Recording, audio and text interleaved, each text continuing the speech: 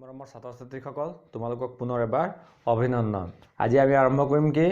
Class 9 ৰ exercise 1.5 দুই number যিখিনি অংকখিনি থাকি গৈছিল হয়নে সেইবিলাক আকৌ এবাৰ চাম। এতিয়া চোৱা আমি কৰিম কি 2 নম্বৰৰ 4 ইয়াত চোৱা তোমালোকে ক্লাছ 8 ত পাইছিলা হয়নে a + b * a - b equal কি হয় a²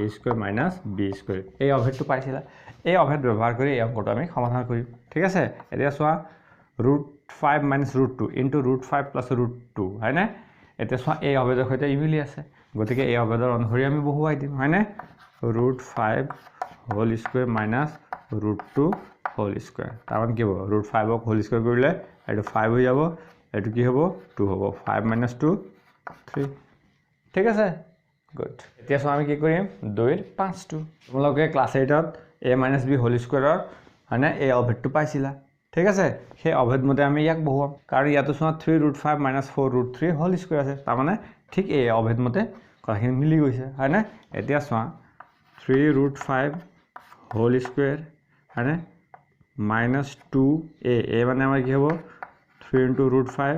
b মানে কিমান হ'ব 4√3 + b² তাৰমানে 4√3 হোল স্কয়াৰ।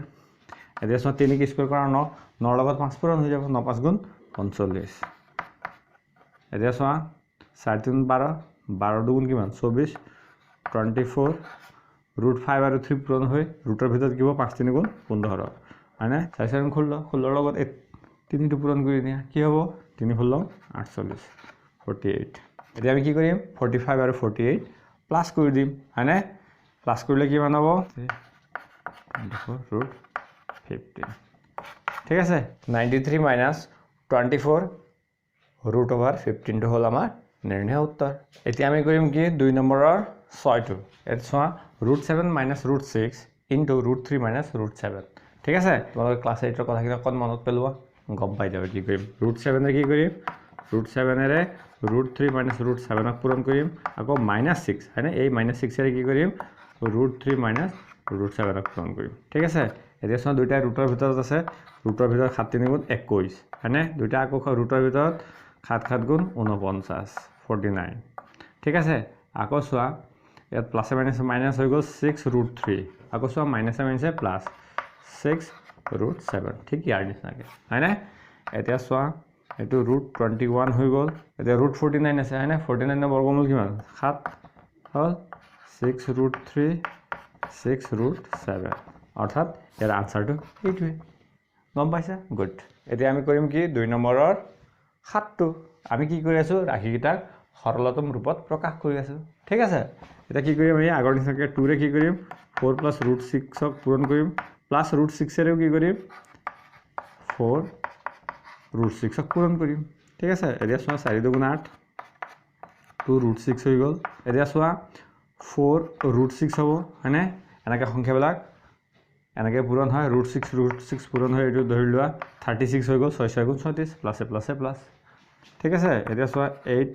+ 2 √6 4√6 36 ৰ বৰ্গমূল কিমান 6 হয়নে 6 × 6 = 37 এতিয়া চোৱা এইটো 8 আৰু এইটো 6 যোগ হ'ব ঠিক আছে 8 × 6 কিমান 14 2√6 4√6 ইয়াৰ পিছত চোৱা দুইটাতে √6 আছে হয়নে √6 কমন লৈ দিয়া কি হ'ব 2 + 4 আহি যাব হয়নে 14 + 2 4 কিমান 6 6টো মই ফ্ৰণ্টত লিখি দিলোঁ √6 এনেকৈও লিখিব পাৰি হয়নে 14 + 6 √6 হ'ল আমাৰ উলিয়াবলগীয়া আনসাৰ। আশা কৰোঁ তোমালোকে বুজি পাই আছা হ'ব ভাল। 3 নম্বৰ অংকত দিয়া আছে কি পাই = c/d ইয়াত কোৱা হৈছে পাই যে এটা অপৰিমেয় সংখ্যা হয় সেই কথাটো c/d এ হয়নে কিবা অসুবিধাত পেলাইছে নেকি আমি জানো পাই এটা অপৰিমেয় সংখ্যা কেনেকৈ জানো কাৰণ 1700 শতিকাতে লেম্বাৰ্ট আৰু লিজেণ্ডাৰে এই কথাটো প্ৰমাণ কৰি থৈ গৈছে হয়নে। এতিয়া কথাটো হ'ল কি c/d লিখাৰ লগে লগে হয়নে তাৰমানে পাই যে অপৰিমেয় সংখ্যা তাত কিবা অসুবিধা পেলাব নেকি সেই কথাটো কৈছে তাৰমানে কিবা বিৰোধিতা কৰিছে নেকি হয়নে ইয়াক আমি কেনেকৈ ইয়াক সলভ কৰিব পাৰোঁ সেইটো সুধিছে হয়নে পাই যে অপৰিমেয় সংখ্যা হয় সেই কথাটো আমি কেনেকৈ ক'ব পাৰোঁ সেই কথাটোকে আমাক সুধিছে ঠিক আছে। এতিয়া চোৱা c ইয়াত কি বুজাইছে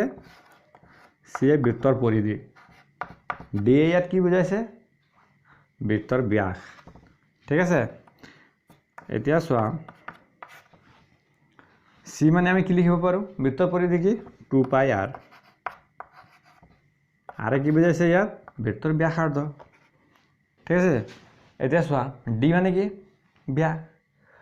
হয়নে ব্যাস কি ব্যাসাৰ্ধৰ দুগুণ গতিকে আমি ইয়াক টুৱাইছ r লিখিব পাৰো এতিয়া চোৱা ওপৰত যেহেতু পাই আছে হয়নে পাই থকাৰ কাৰণে ওপৰৰ এই সংখ্যাটো কি হ'ব অপৰিমেয় হৈ যাব এই তলৰটো চোৱা এটা যেটো আমাৰ হৰটো আছে হয়নে হৰটো আমাৰ টুৱাইছ r আছে এই ক্ষেত্ৰত আমাৰ হৰটো কি হ'ব নালাগে 0 হ'ব নালাগে কাৰণ হৰ যদি 0 হৈ যায় তেনেহলে এই সংখ্যাবদ্ধই নহব হয়নে পৰিমেয় সংখ্যাটো আমাৰ এই পৰিমেয় সংখ্যাটো 0 নহয় বুলি আমি ধৰি লৈছো ঠিক আছে not equal to 0 আমি পাই আইছো কি অপৰিমেয় সংখ্যাক যদি পৰিমেয় সংখ্যাৰে হৰণ কৰো আনসাৰটো ৰিজাল্টটো কি পাম অপৰিমেয় সংখ্যা পাম হয়নে এতিয়া আমাৰ ৰিজাল্ট কি পালো অপৰিমেয় এতিয়া চোৱা পাই যে অপৰিমেয় হেতুটো ওলাই আছে হয়নে যেহেতু অপৰিমেয় সংখ্যাক পৰিমেয় সংখ্যাৰে হৰণ কৰিলে ফলাফলটো কি হয় অপৰিমেয় হয় অপৰিমেয় সংখ্যাক পৰিমেয় সংখ্যাৰে হৰণ কৰিলে